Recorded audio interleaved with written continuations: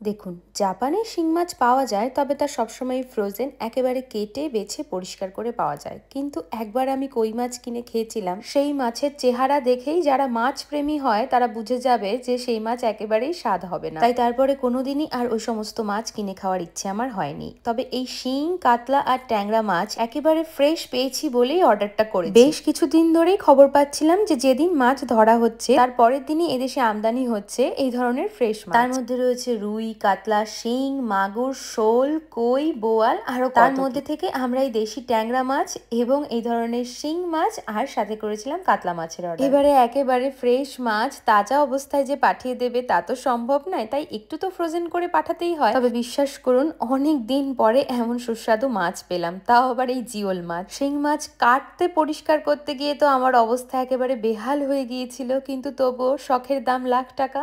এত প্রিয় মাছ যে দেশের বাইরে, তাও আবার সুদূর জাপানে পাবো, এটাই আমি কখনো আশা করতে পারিনি। মা বলেছিল কয়েক পিস মাছ রেখে দিস, পরে ভাপা করে খাবি। আর আজ করেছিলাম কুমড়োর ডগা দিয়ে এই শিং মাছের ঝোল। মাছগুলো তো ছিল ডিম ভর্তি। শিং মাছের ডিম আমি এই প্রথম দেখলাম, যেমন কালো কালো ভর্তি ডিম থাকে, আর তার স্বাদও ছিল সুস্বাদু। কিনে গেলে এই স্বাদ পাওয়া যায় না। না। হুম।